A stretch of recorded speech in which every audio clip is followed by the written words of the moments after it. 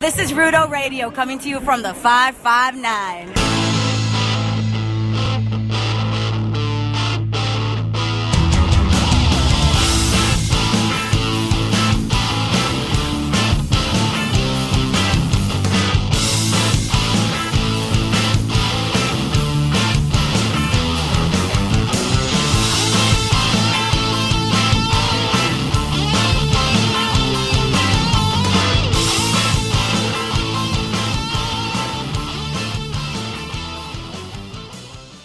Hello and welcome to Rudo Radio, SB Nation and Cage Side Seats weekly wrestling podcast. I am Nick Bond. Yes. Joined as ever by Mr. Marc Normandin. Mark, how are you? I don't know if I'm more frustrated by being called Mr. or that you're celebrating remembering your own name. I don't have much of an ego, so it's really hard for me to remember and talk about myself and how awesome I am. Okay. Anyone who's ever met me knows that is a pile of bullshit. Conveniently enough, I've met you. Yeah, it was great. We had a lot of fun. We have to preview the best show of the year, Hell in a Cell 2016. But first, we're going to... Hold on. Hell in a Cell might be good. Okay. Hell in a Cell might be good because they'll wrestle the whole time and they won't try narrative. Oh, okay. Yeah, that's a good point. Because, man.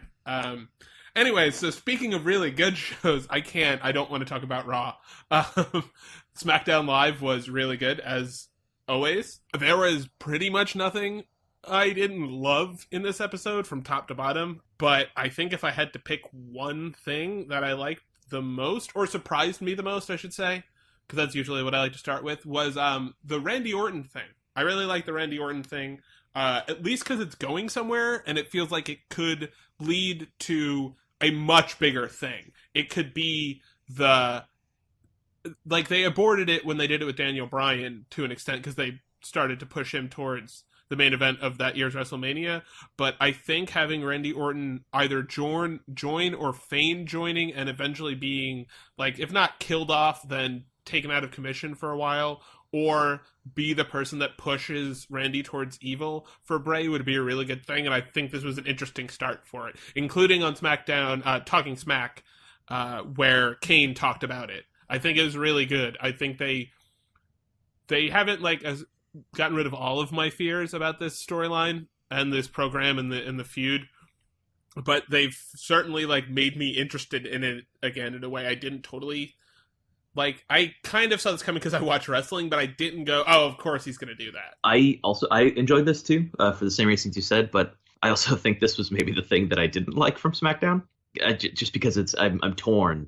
I've seen Orton things that are good ideas that they don't execute on, and I've seen plenty of Wyatt things that seem like good ideas that they don't execute on, and I'm kind of afraid that these two things will meet in the middle and there'll just be a whole lot of not executing going on, whereas when Orton and Wyatt are around, there should be tons of executions everywhere.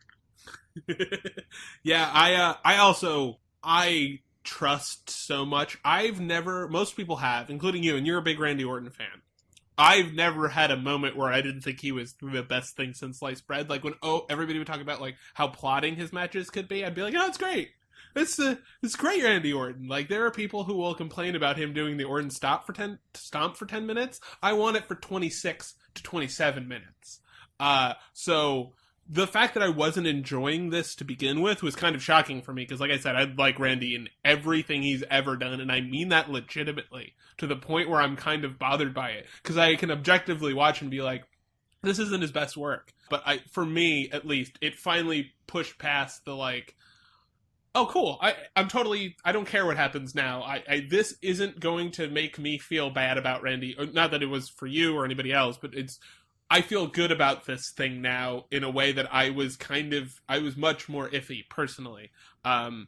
So I think I'm looking at it through rose-colored or blueberry-colored glasses. I also am legitimately excited for them, even if they do it for 2 weeks, doing some sort of Super Destroyer trio with him and Randy and Luke Harper. Yeah, and it'll be interesting to see if they end up pushing themselves into like the Survivor Series picture somehow, and like on one of those teams, because they're looking for great tag teams or whatever to counter Raw. And even if they're both evil, like, hey, you can work with that. In general, it'll be interesting to see those Survivor Series teams, because you will have the heels and faces working together on both teams. Presumably, it'll be kind of Lucha Underground-esque, where hopefully you will see all these other stories play out in addition to the stories of the people actually facing each other. Yeah, and I think that SmackDown's going to do that really well. I'm less sure about Raw.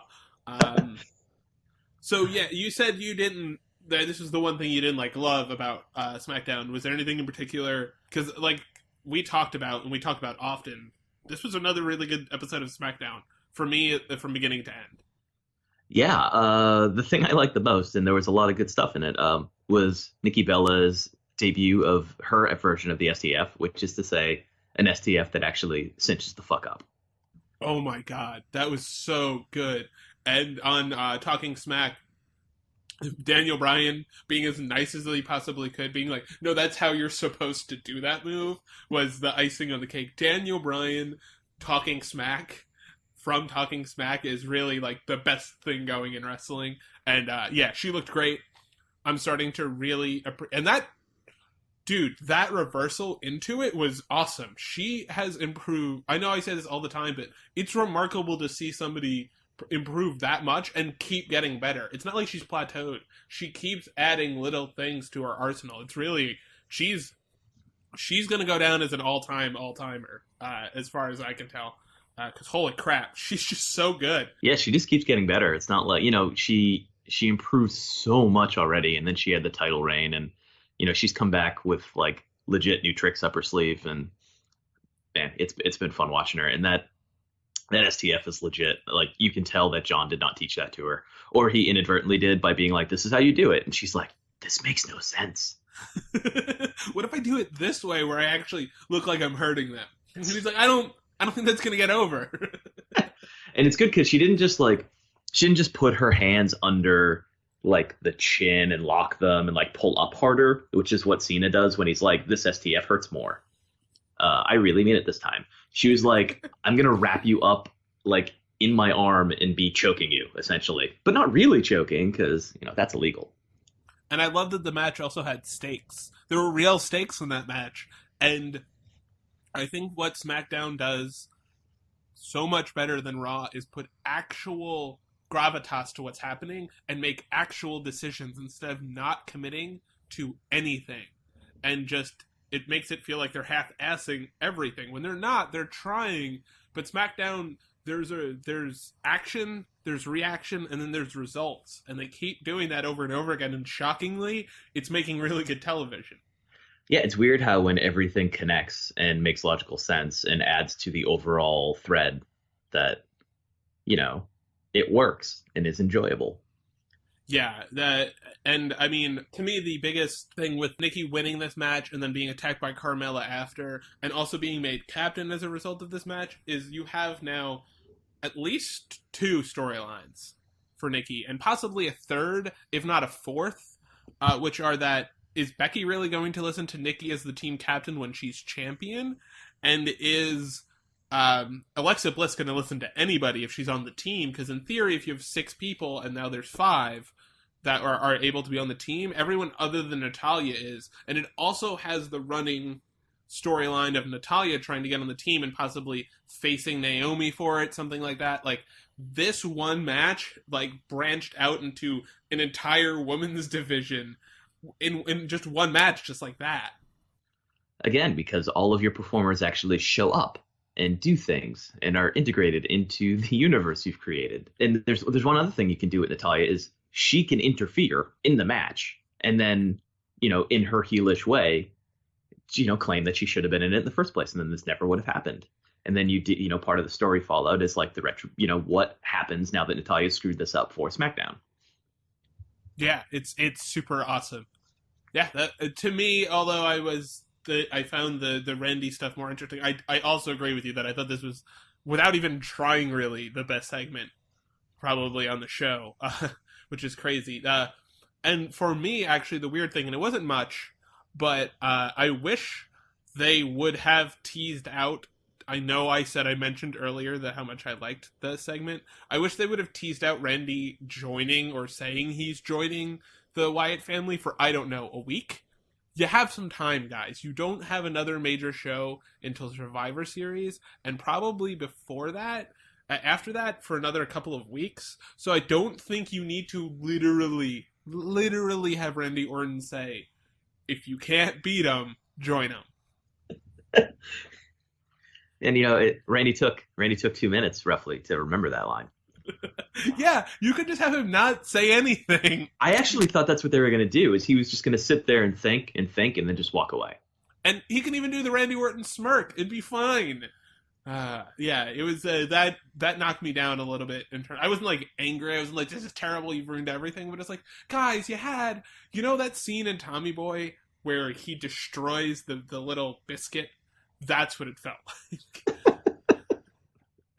So I really enjoyed, they gave us a different look at like the Ellsworth-Ambrose Styles relationship this week by having Ellsworth beg to like be out there cheering Ambrose on, just like Ambrose was cheering him on, which showed like James Ellsworth clearly doesn't understand like why Ambrose was cheering him on.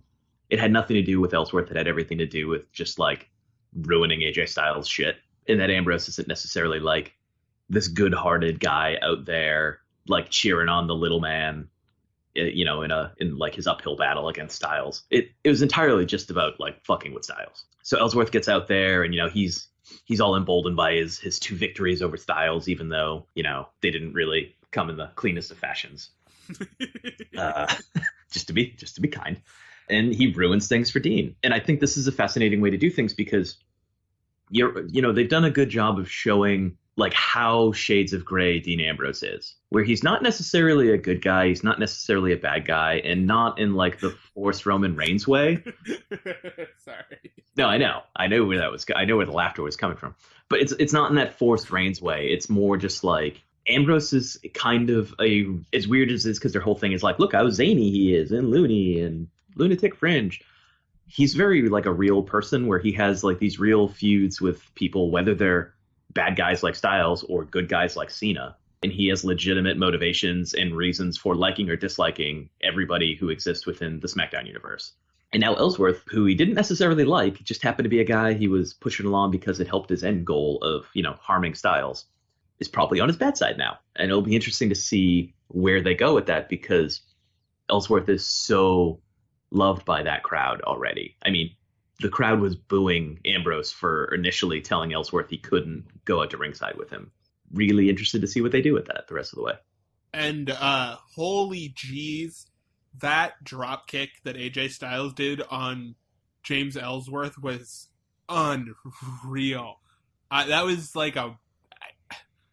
so good, because it didn't come out of nowhere, but the crispness with which he hit it was just he is the best wrestler in the world from a talent perspective, because man, that looked like $1 million, and it was pretty much a nothing spot that he just boom right out there.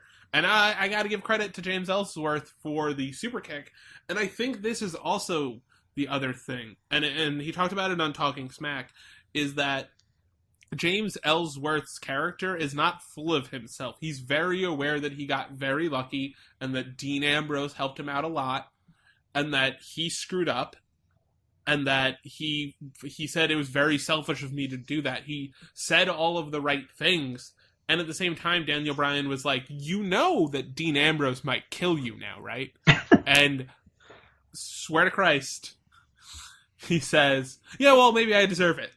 And it was like, but it's a really interesting, because it gives all of the people involved, like you said, motivations. Like Dean Ambrose can prove whether or not he's a good guy or a bad guy by maybe beating up James Ellsworth a little bit if he allows him to, but not taking advantage of that. Or maybe just walking away and being like, you know what, I made the mistake allowing you out there. I made the mistake saying to you, because I knew that this was going to happen. I knew that AJ was going to do something to try to provoke you.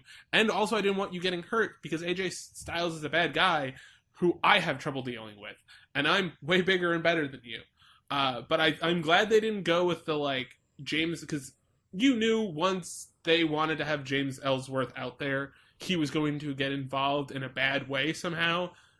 But I'm glad they did it in a way that it was totally justified if it wasn't happening during a number one contenders match where he would get a DQ for his friend or partner or the guy he's there supporting. Like, the dude attacked him for no reason whatsoever, and he defended himself. He just did it in front of a referee during a match where if the guy got DQ'd, it was a real problem. You know, it's a really tough kind of line there with the dusty finishes, because they can go wrong so easily and everyone will be unsatisfied. But this is like the good kind of unsatisfied, where it's just like, oh, okay, so this is unresolved, and how are they going to resolve it? Not, oh, they're like delaying gratification or they're just wasting time or anything like that. Yeah. This is the good kind of it, where it's like, oh, I got to turn in next Tuesday and see what's Ambrose going to be like. Is Ambrose going to have a match with Ellsworth? What's it going to be like when a supposed good guy has a match with someone like Ellsworth and they're not a huge piece of shit like Styles is presented as?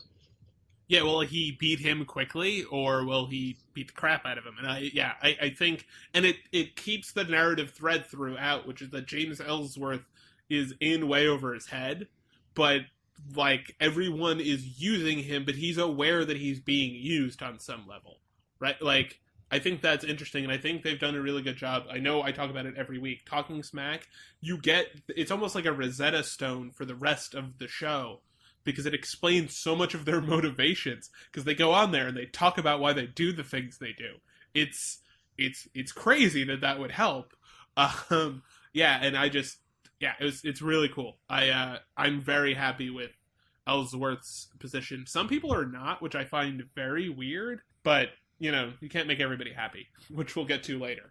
Not making everyone happy is pretty much Raw's major problem right now. Yeah, it is. Another thing I've really liked, and this is more the Talking Smack than SmackDown proper, was the Miz Maurice Spirit Squad v Dolph Ziggler and the Beauty and the Man Beast. I was trying to think of the name. Yeah, I thought that their match was good. Them building up to it was good. It is established. It did the thing we talked about last week, which is just giving them a feud with a big star, meaning Rhino and Heath Slater, without having them in peril in terms of losing their titles per se. And I think for Dolph Ziggler, it gives him back up against a nefarious heel, which is something he needs. And it doesn't feel forced in a way that it might with any other group of people. It seems like the type of thing where Heath Slater is just dumb enough to get himself involved in this crap. And I like how they didn't have him agree to the match. Like, even he caught on that they were trying to trick him into giving the match. Because man, is Heath Slater dumb. But Rhino was the one that was like, no, screw you guys. We're taking this match and we're going to beat the crap out of you. And they did. And I thought that was... I thought that everything was executed the way it should have. And again, all of it makes sense, and all of it builds towards something. And it feels like they're people who work at the same place and interact with each other and have beefs and cliques and all of that kind of stuff. And old friendships, which is what The Miz and Ziggler have, that like have turned sour. It makes sense as a real place. And stuff like this, where you have the kind of interweaving storylines in the sense that this is mostly a Dolph Ziggler Miz feud that's pulling these other guys along, is cool to see. And it's the one thing that the Attitude Era did well that should actually be used in the new era. Yeah, I don't think the contrast between SmackDown and Raw has been as stark since the draft as it was this week, where SmackDown was top to bottom an entertaining episode where everything made sense, was cohesive. You could see how it connected to the past. You could see how it could branch out in the future. And like, you just saw what they were doing or what they might be doing, and it all felt good while you were watching it, and it all felt like it had a point. Whereas Raw this week, did they know that Hell in a Cell is on Sunday? Because I feel like the only thing they were really aware of is that they have lots of Hell in a Cell matches planned, and that some of them could be historic. History making historic. It's so bad. There was no point. There was no point to that go home. And even things that felt like they were good, like the Sasha Charlotte thing, where it felt like they were trying to pump up like the importance of the moment without, the interviewer there really. Foley was off given the same speech he always gives about Hell in a Cell, how it ruined his life and no one is ready for it and that you shouldn't even have this match anymore. Which would be fine if that was like a major crusade he had and that was part of the overall storyline, is that him being to Stephanie like, no, we really shouldn't have this kind of match anymore for anyone. When he does it with Charlotte and Sasha... Sorry, I just... Raw is so... He scheduled the match. He set up the match. And... like, we gotta, at some point, we have to just admit, like WWE has to admit, Hell in a Cell is not what it used to be, which is fine. I'm not saying it has to be what it used to be. What you let Shane McMahon do at WrestleMania in a cell versus what you let everyone else do in a cell, it's not the same. But it's not even the same as what happened to Mick Foley. Like, Mick Foley got thrown off of a cell onto a table that had no padding under it. Shane McMahon jumped off the top of the cell onto The Undertaker, which was admittedly really frigging awesome, but he did it onto a crash pad. Yeah, it's just... And that's not to knock it. He still jumped 25 feet in the air onto, like, a space the size of a bed. It was incredibly impressive, but, like, we have accepted so much more about the unreality of wrestling that in the time between when he got thrown off the cell and my God, he's broken in half, that's it, he's dead. Like, we would never say that. We would go, man, that was a crazy bump. Like, it's just a different world, and for him to act that way makes it feel just like Daniel Bryan spent another... Sorry, I could talk about Daniel Bryan literally all show. Daniel Bryan spent another, like, segment on Talking Smack making fun of this exact thing. That there's nothing going on and nobody makes sense and nobody seems to know. Do you want to start reviewing Hell in a Cell? Because I'm just going to rant for a good, like... No, yeah, let's get some things off our chest here. Because, you know what? This is a pretty positive show. I think the show, in general, Rudo Radio, has been pretty positive about WWE since the inception of Rudo Radio. You and me are both positive. Bill Handstock, former host, very positive. None of us like Raw this week, and that's pretty telling. When, like, the patient people who look for the good in things were all like, man, fuck this episode. Yeah, and that's what it felt like. It felt like, fuck this episode. This episode is just disjointed bullshit. It's like watching a bad episode of SNL. But it shouldn't be. They don't have to deal with the same constraints that there's no special guest. Like, I'm not saying every episode of Raw has to be a winner, because there are people that complain right now about SmackDown and James Ellsworth, and you and I have talked about this. Not every episode of SmackDown is going to be the best episode you've ever seen. But what we want is to have it move forward, a storyline forward, while allowing for a bunch of possibilities. Things that we can see, things we may be not able to see, but ideas of what they're, if not planning, creating. And the possibilities they're creating through their work. There's none of that on Raw. There's just none of it. It's just all tell and no show. And it's really getting frustrating to sit through 3 hours of it a week. Man, the discussion, we had a discussion earlier on G-Chat before we were recording, and like the analogy I can think of for just television in general is, and I know you don't like Joss Whedon, but SmackDown reminds me a lot of like the way Buffy the Vampire Slayer was made, where, okay, not every episode is the same quality, but there was a clear goal in the writing of every episode, in the construction of overall seasons, and just the thread as a whole.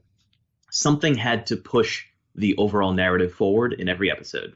It could be a super important episode that, you know, written, directed, produced by Whedon, or it could be some random like alternate reality thing where technically none of the episodes sticks past that episode. Even those things manage to create a moment or an idea or some piece of knowledge that would transfer to the next episode and the episode beyond that. And it mattered to the central plot of Buffy. Everything was connected. Everything mattered. Angel, their first season, everything didn't connect until like halfway through. And then it started to connect when they realized they shouldn't do a serialized show. But same thing, like all of it started to connect and make sense and it all fit together. Every episode wasn't as necessarily the best episode of it you've seen. Quality certainly varied. I can say that even as someone who loves both of those shows, but it all fit together. And SmackDown's been like that, where yeah, some weeks it's okay, but there's always something that's like keeps you pointed forward, and it always makes sense and it fits together. Raw doesn't have that, and like the best analogy for 90s television that I have for that is the X-Files, in a way where it's like sometimes you get Monster of the Week and it didn't really matter. It might have been entertaining, but none of it matters. And other times you get the one that's like the central mythology of the show, and like those matter. And again, the quality, can go up and down, but hey, it matters. The problem is you could tell a lot of the time whether like an X-Files episode was going to be Monster of the Week or it was mythology. Raw, you have no idea until you are already too deep into it to escape. And it's 3 hours long. And yeah, the big thing is that it's 3 hours long, and there are good things in each episode, but not each episode.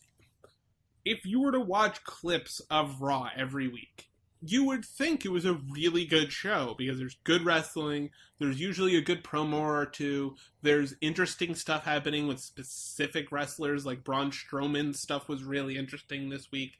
But everything is so disjointed, and again, it doesn't feel like they knew that there was a pay-per-view this Sunday. They spent 15 minutes at the beginning of the show talking about Chris Jericho's list. And listen, I think the list is funny. We talked last week about how much we enjoy some of the comedy stuff they're doing. That was our mistake, is we let them know we enjoyed it, and then they beat us to death with it, like physically beat us to death with that piece of paper. Yeah, it's like they were listening and we're just like, oh, you like that? How about you smoke the whole pack? Yeah, it was just, and it was still okay. Like, I didn't hate that segment, but I hated the second segment and the third segment about the list, and the segment where Stephanie's a heel for no reason, and then a face for no reason. Are they watching the same show that they're writing? Becomes a question. Brandon Stroud had a question in Best and Worst this week where he said, are the writers checking on what the other writers are writing? That's what it feels like. Like, is everyone's just independently writing their own segments, and then nobody's like checking their math?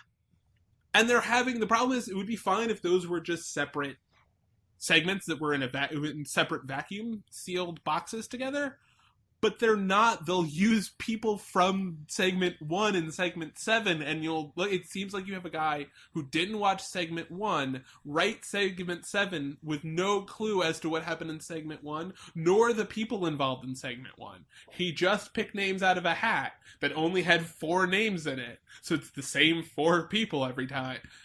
It's just bad writing with mediocre to okay execution, which is literally the only thing keeping it watchable.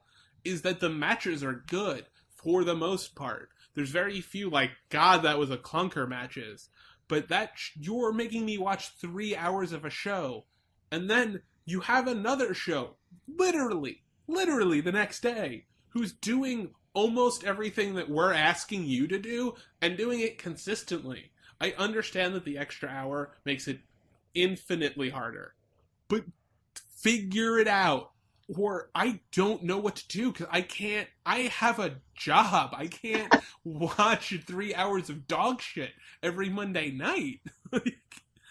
I mean, I'm fine with kittens. I have kittens. I have to... I'm fine with SmackDown and Raw being different shows. I don't want them to be the same. I think it's good and important to be competitive by being different, and not having the thing that's different about you is the rosters are different. You should have different goals. You should have different people. You should have different everything. The problem is really just in the logic and the execution. SmackDown makes more sense than WWE did pre-brand split. It makes so much more sense. It's the best show that they've done all year. Easy. Like, it's better than Raw was pre-draft. It's better than SmackDown was pre-draft. It's better than SmackDown was good. I really like SmackDown. It's better than NXT's been all this year. It's the best show that they're doing.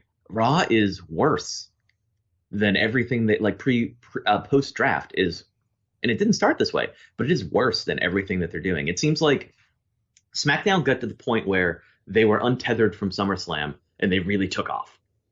And Raw got to the point where they needed to come up with stories they hadn't already plotted. And part of this is Finn Balor getting hurt, for sure. But that's one part of the 3-hour show. So the show's not that much better if Finn Balor's doing great stuff and then everything else is still dog shit. Which, it's like, and there's a lot of potential. And the other thing is, it feels like, and I know you used your analogy. My analogy would be like watching SmackDown is like watching, or is like reading comic books. You have a very rich universe with a rich inner lives of a lot of your characters, and you kind of get to know them on a personal level in a way that you don't when you watch the movies, which is what Raw is. Raw is like the Marvel Cinematic Universe, except it feels like they didn't read any of the comics. They just went, that guy clearly does that. Oh, the America guy? Raw is Watchmen. That's not. I love Watchmen. Oh, well, come on. That was. I also, Man of Steel is my favorite superhero movie, so you're talking to the wrong dude.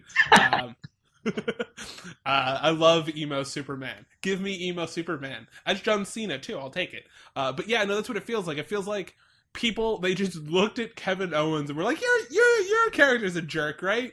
Yeah, be a jerk. And he's like, okay. And since he's really good at it, it's worked.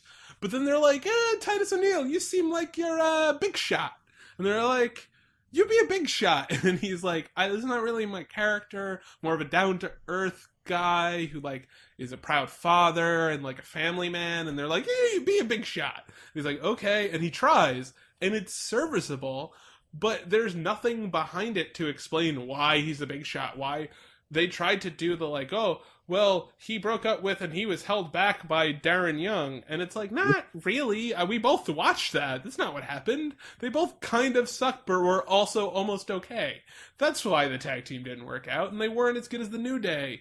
Or now the Club, or anybody really. They were a serviceable tag team of a big guy and a medium-sized guy. Not exactly going to set the world on fire.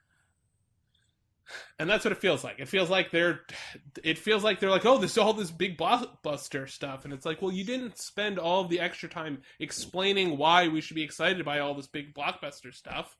You're just telling us, look at the pretty lights and the big explosions. And we're like, they're cool. Nobody's arguing that. But I don't have an emotional connection to any of it.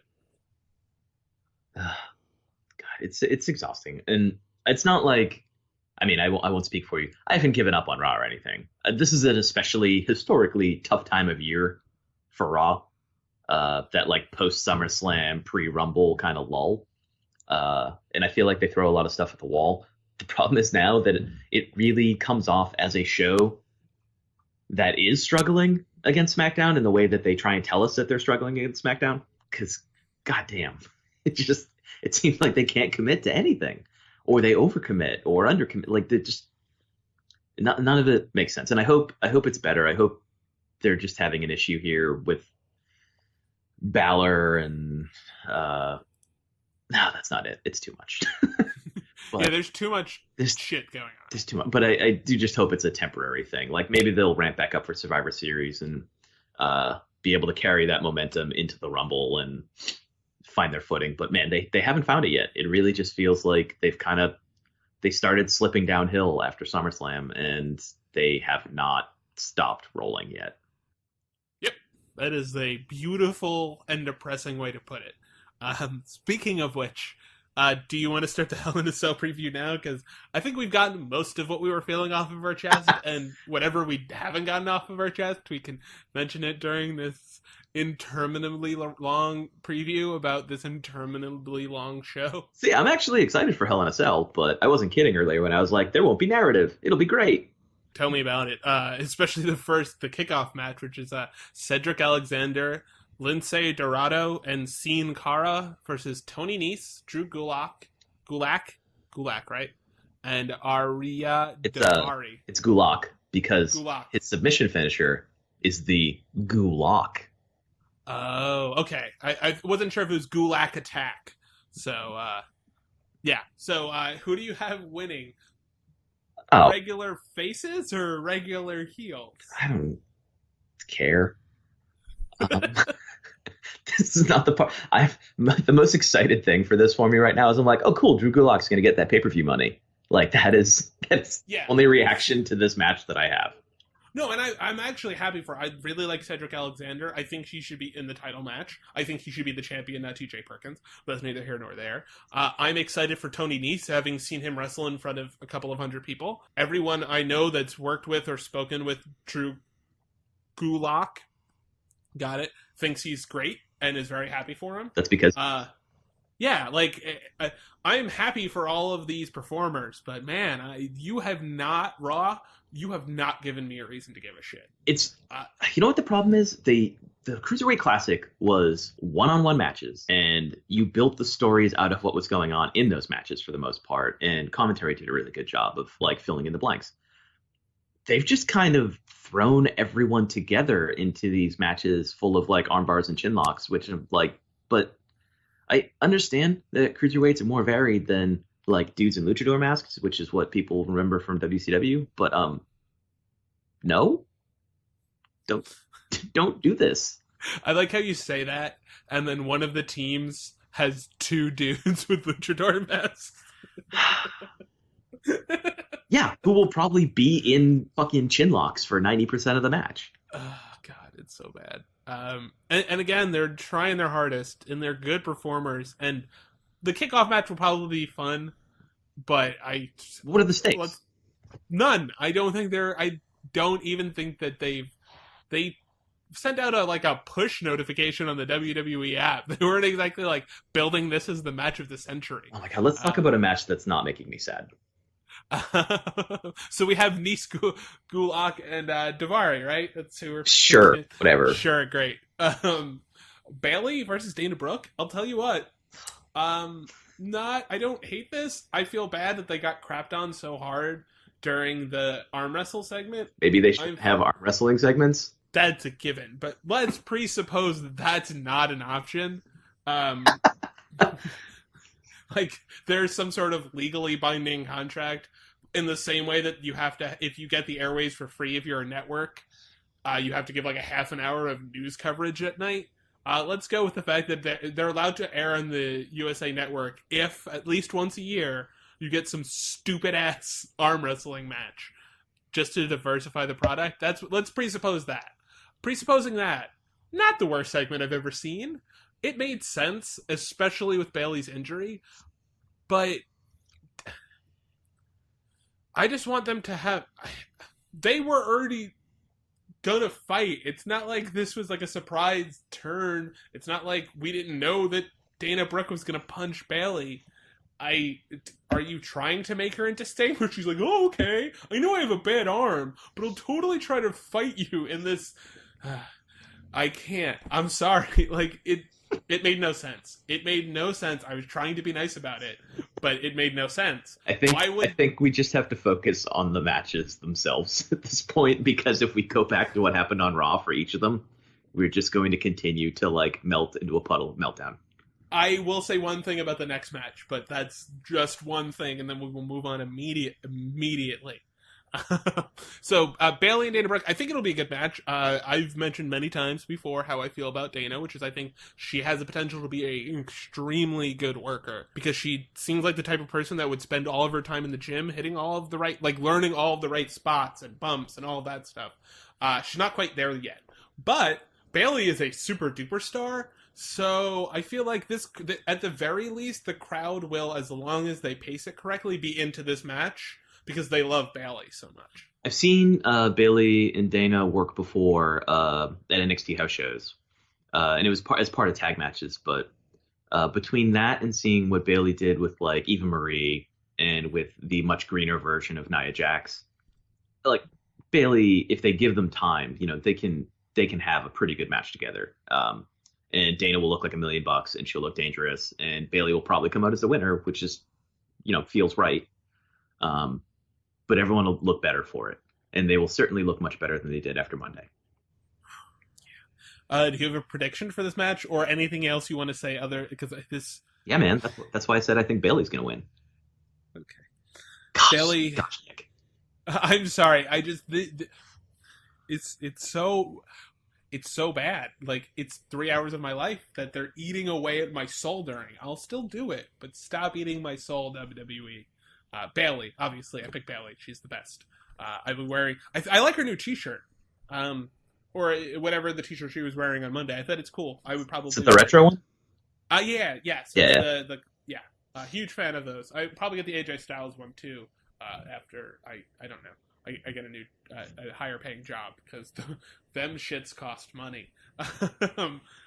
Speaking of, actually not speaking of, the thing I mentioned earlier that I liked from Raw was Enzo and Big Cass's no mic promo. I thought that was really cool. Enzo and Big Cass had their mics cut off by Luke Gallows and Carl Anderson. Somebody took a payoff ski, I believe is what Luke Gallows said. And so Enzo and Big Cass did the entire, with his mic tattoo on his hand, did the entire intro with the fans doing it. And they hit every single line. It looked awesome. Even Corey Graves complimented them on it, which was cool. I thought that was a legit, I don't want to say goosebumps moment in the way that AJ Styles and John Cena chants were, but it was close to that feeling of just like, oh, these guys are going to be huge stars. And I think this match might end up being this. I mean, there's a lot of good matches on this card, so I don't want to make it seem like this is going to be a crap card talent-wise, but I think this is the sleeper match for me because I am very high on Big Cass, and I think him and Gallows are going to look great together. And then Carl Anderson is just great. And Enzo being the worst worker in this match, he's still a very good worker, and he's the perfect type of worker to just get thrown around by two dudes that are, one dude that's infinitely bigger than him, and another dude who's way bigger than him, but still close to his size. Yeah, it has been funny to see, like, Enzo stand next to Anderson, where you're like, oh, Anderson's the little guy, and you're like, no, he's not that little. He's just standing next to a much bigger guy. Yeah, and Big Cass is, I didn't like the match, the way they cheated to beat Carl Anderson, but I think they're also, Raw believes in the idea that you can be a good guy and not be a good person, so that's good, I guess. But I feel like this is gonna be the first match where Enzo and Big Cass really need to prove to the main roster audience that they're legit and not just a goofy comedy tag team. And I think they are legit, and I think they will. But this is on the road to them actually displaying themselves as a really well-oiled machine kind of tag team who's also willing to joke around and have fun with it, as it were, because I don't think their gimmick will work nearly as well if they're just big mouths, because we've already seen that in the New Age Outlaws, and I don't think we want to see that again, per se. We want to see two talented guys try to do that gimmick, and not 1.5 talented guys. And hey, even New Age Outlaws won matches sometimes, and feels like Enzo and Cass don't do that very often. Do you think they win this match, or do you... Because, man, if the club doesn't win this match, I don't even... They might... That's the thing. They're the most dangerous threat in the tag team division or whatever, but, like, I don't know, they haven't won a match in 6 years. Which is insane, because it's not like they just get beat, too, it feels like. Yeah, people cheat to beat them, but, like, it's not like they're getting the rug pulled out from under them each time. They're legitimately getting beat by teams, and you're just like, if this is your big, scary heel team, what? Again, it goes to them just not committing to anything. If you want to make Luke Gallows and Carl Anderson a big deal, you have to have them beat people. And I think they have to beat them on Sunday. I think they have to beat Enzo and Big Cass. I'm fine with Gallows and Anderson winning as dirty as is humanly possible. To be clear, I do not care if they win dirty. They just need to win, or I can't take them seriously, even more so that I wouldn't be able to take Bray Wyatt seriously in a similar situation. That's what it's starting to feel like, actually. That's what's going through my head is when Harper and Rowan were just this, portrayed as this huge threat, and they'd win all these matches, but then every time something came up that actually like had stakes, they'd lose. And it just happened that way for 6 months? Like every match against the Usos. And they were the Usos. It wasn't even like they were the New Day. Remember the New Day Wyatt family feud? No, I don't. What dog shit. All right, let's move on. So you have Carl and Gallows winning too. That's good.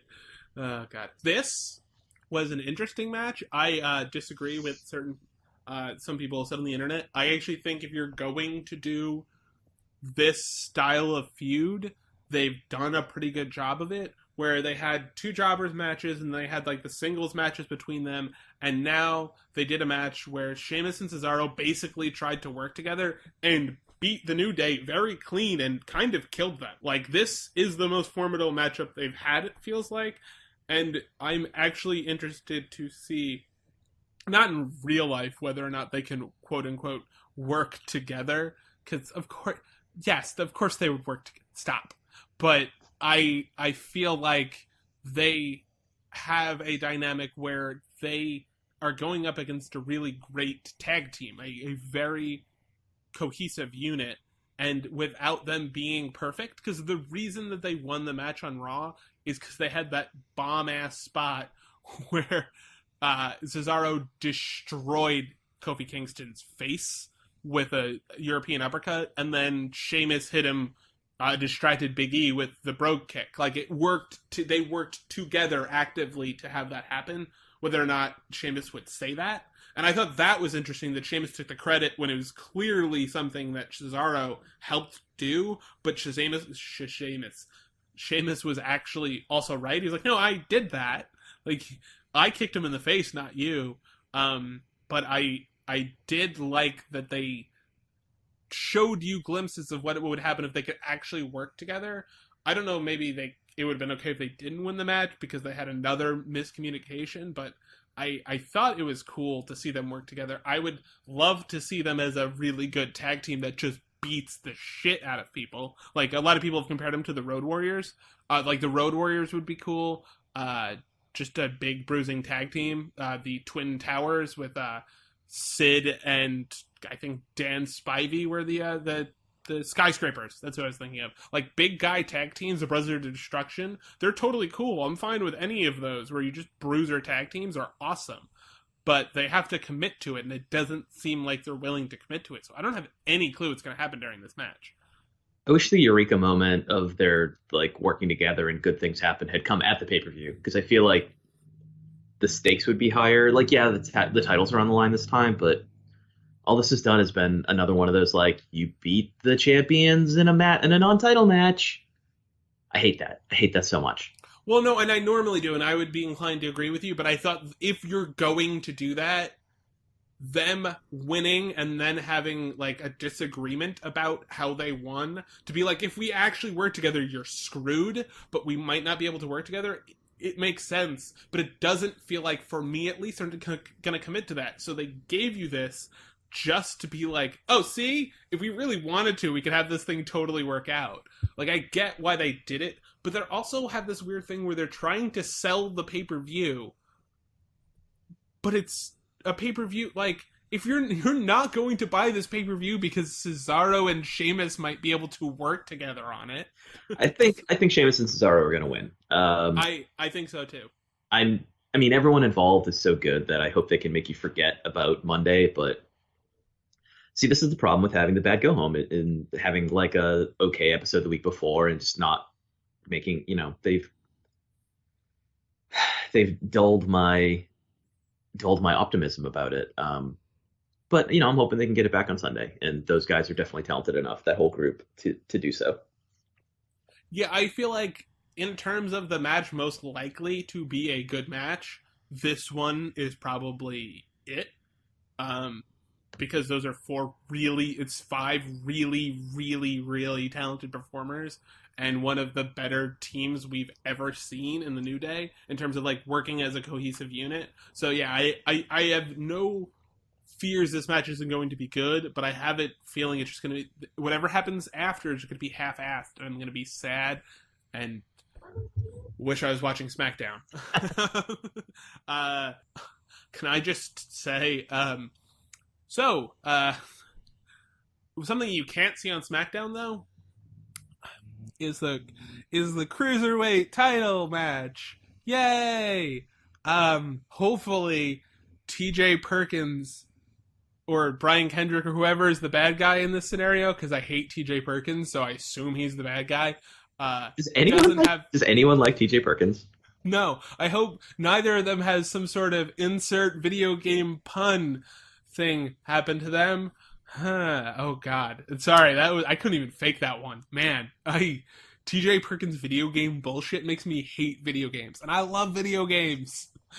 And I love Brian Kendrick, so I really hope he wins this match, so I don't have to deal with TJ Perkins talking about video games. Well, please have him stop talking about video games, please. If Kendrick wins, they'll have 4 rematches in the next 4 Raws, and then maybe one of Swan or Alexander will be able to challenge Kendrick. But yeah, I'm hoping Kendrick wins, and I think Kendrick might win.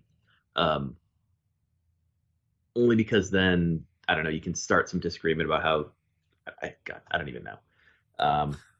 But I just really want like Swan or Alexander to be in a position. The cruiserweight division is such a good idea, but like they're not at the part where they're convincing anyone that it's a good idea yet. Also, God bless TJ Perkins. Terrible choice for first champion. Yeah, I don't know what that was about, but like, he's not bad in the ring or anything. No, he's just not. He does not have like the personality or skills to really carry the division while it's going through this weird phase. Swan or Alexander, though, crowds respond to them. I respond to them. They're great. Get one of those guys involved. Give me Tony Nese or Gulak. I'd be any of them. Honestly, he's the worst pick for it. I'd have no problem seeing him build up as a babyface through all of these guys. Because TJ Perkins is a very talented young man. I'm not knocking his skills. I just don't think he should be champion. And the reason I feel like, and this could just be me, that he's champion, or me and people as nerdy as I am, is that the reason he's champion is because they couldn't sign Kota Ibushi. Like, that's what it feels like. And that's not what I want. I don't want to feel like, oh, he's the guy in the sequel who is now the main character's cousin kind of thing. That's what it feels like. It's like, oh, I know we had Tom Cruise last time, but this time we have Jason London, who kind of looks like him, and they're cousins. That's what it feels like. This division should be so much more, and it's just not. So yeah, I hope Brian Kendrick wins just to wash this taste out of my mouth. Yeah, they just need to move forward, and then we can be excited about pre-show matches that are cruiserweight, and it'll make more sense if there's like pre-show cruiserweight instead of just being shoved onto the show. Because right now it's just they've been doing the same thing over and over. It's just Kendrick Perkins. Wow, I just said Kendrick Perkins a bunch of times. I knew that sounded familiar, and I danced a little. Kendrick Perkins. Okay. All right, we've gone around the bend with Raw. So let's just talk about the 3 Hell in a Cell, the triple main event. So we haven't decided if the women's match is the main event yet, but we want to call it a main event because Mick Foley put us into a corner where now we don't want to make people upset. Main events. Main event. Sorry, I had to say it 3 times. Come on, Mark. I think all 3 of these matches are going to be good. Rusev Reigns might be the best of the 3. Actually, I'll say it right now. It will be the best match of the 3. Rusev and Reigns have actual shit going on. Rusev and Reigns are badass dudes who beat the shit out of each other for money. And 3, Reigns is really, really good in the cell. And Rusev is probably going to be just as good. I know that you believe that out of the 3, this would probably be the one you would take off as the Hell in a Cell. And I think this match would be totally awesome no matter what. But I'm excited that this is a no disqualification, let's beat the shit out of each other match. I like those, and I think Roman Reigns is maybe the best in the business at them. Yeah, I'm into all 3 of these Hell in a Cell matches. I wish, as we talked about last week, that only 2 of them were in a cell, but I'm still excited to watch them. And I hope they space them out well so that we're not getting 3 Hell in a Cells in a row, because there's really diminishing returns in these matches. They get a pretty good setup, I think, though, for like who they're in, and as much as negative as parts of this episode have been. Sorry, guys and girls. I do think this is the part that will really anchor the whole pay-per-view. I'm really excited for Rusev and Reigns, who have been doing like great work. Crowds don't always react to it the way that you want to, but things have been going really well in this feud, and they got me back on board which is good because they were kind of losing me there for a bit. I'm really excited for Charlotte Sasha. Kind of hope this is the end and that the cell represents more than just historic history, and that they actually use it for the finality that Hell in a Cell matches should have. And I'm really into the Owens Rollins thing because I want to see where this goes, from here with Rollins and Owens and Jericho and all that. There's just like those are the parts of Raw that are really working. Everything that's working is happening in the cell. Yeah, and that's fundamentally fine with me. I talked about this last week. The match I would have taken out of the cell, though I totally agree for your reasons of keeping it in the cell, which is Jericho, would have been Owens Rollins. I don't know who wins any. I know who wins. I think Sasha Charlotte. I think it's Sasha, right? That makes the most sense. So I think we can say that we both agree on that one. I personally think Reigns wins, but I don't. My heart hurts saying that, Mark. I want Rusev to win so bad. Well, Reigns has to win so that he can beat Strowman. Yes. And does he then Hell in a Cell Braun? Does he throw the Hell Cell at Braun after this match? Or does Braun come in and rip off the door and they're like, it's Braun, it's gotta be Braun? Or... No, it's too soon for that. That's like Reigns Mania match. Okay. That's awful. Oh man. I like them both, but that would not be a good. It might be great. I don't know. Braun's really come along. Let's see what he does with Sammy when they actually have them wrestle. Yeah, so Charlotte doesn't really seem to have a chance in the Hell in a Cell match, but I think she might be the MVP of the night if she does another one of those friggin' corkscrew moonsaults for no gosh darn reason. And I think so we both have Roman winning that match as well, right? Yeah. Okay, and then for the Universal Championship match, I honestly don't know. This to me is the hardest one to predict of the entire night. I'm gonna go with Owens, but I'm not sure. I think I can be talked off of Owens pretty easily. No, I think it's going to be Owens. There's nothing really for Owens and Jericho to feud over, since the source of tension in their friendship is the championship and the knowledge that eventually Jericho will come for it. The open knowledge, which we talked about last week, I really like. Yes. I thought that was the saving grace of the opening segment, was the tension between those two being more about why would you badmouth me behind my back than why would you try to get my title? Yeah, and I also understood Jericho's emotional investment in the list, and I think he does play a part, and I think that's why Rollins wins. Hopefully Triple H doesn't come down and pedigree everybody again, and I say that as the biggest Triple H fan in the world. Man, I don't know. I was just thinking, I kind of hope Triple H shows up again because he hasn't been around. I would be fine with him showing up. I don't want him being the reason that Seth Rollins loses again. That seemed like a little much. Yeah, but that's the real money feud here, is Rollins Triple H. You're damn right it is. Seth Rollins looks like super babyface. Seth freaking Rollins shirt, it just feels babyface. It's he babyface. He babyface hard. So we both have Owens, we both have Sasha, and we both have Reigns. Is that correct? It is. Oh man, what a SmackDown's next week! Yay! Hey, I think there'll be a good card. Yeah. If it's not, then oh god, I'm not excited for Monday. Man, yeah, especially Halloween. That'd be a bummer. I mean, I hate Halloween as it is, so this would make me super hate Halloween. Yes, I'm a monster, everyone listening. I hate Halloween. I think it's stupid. Wow. It's really terrible. I'm making Kate dress up, even though we're just handing out candy. Well, not making. I was like... I was going to say, No, I was like, no, you have... that's what you do. I'm going to dress up. You got to dress up. And then she thought I was, I had no idea what I was talking about. And then she talked to people at work, and they were like, no, you should dress up. So she kind of came back home like, shit, I got a costume. Don't worry. Good. That's good. Yeah. So can we please be done talking about Raw? Yeah, I believe this is the end of the show. Oh, thank God. This was, I always enjoy talking to you. Talking about Raw for this long made my head hurt. Oh. So where can they find you on the internet, Mark? They can find me at Marc_Normandin on Twitter. That's Mark with a C. I just want to let you know that you're optimistic people that you listen to every week. They'll be back soon. It's just that, we'll explode. if we occasionally don't vent a little bit.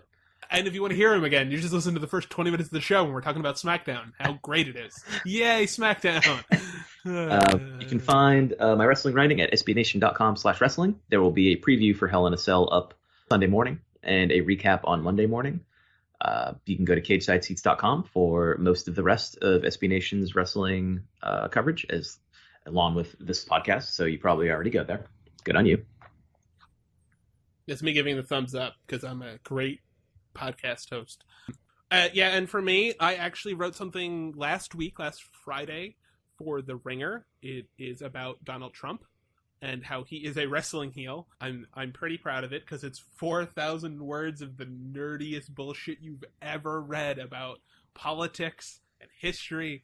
Oh man, there's a Grover Cleveland reference, I'm pretty sure. Primo nerddom. For me, anyways. It was like the West Wing came out of my heart and onto a piece of paper. So yeah, there's that, and you can see me tweeting about certain things. Not really tweeting, I mostly retweet at the Nixter, THEN1CKSTER. That is the 9,000th time, which is crazy that I've gotten that correct. Right, Mark? It is not that many. I don't know. I've heard it both ways. Anyways, you can catch us on. Oh no! See, right there, you should have gone. People are saying. I've heard things. It's bigly. Oh, yeah. Let's end this episode. Jesus Christ. You can catch us on soundcloud.com/Rudo Radio. That is RUDORADIO. And you can rate, review, and subscribe to us on iTunes. Mark, do you have a review for them? We forgive you. That's really, we forgive you. Thank you, Mark. That's beautiful. So if you don't have anything else to say, I guess the only thing left to say is bye.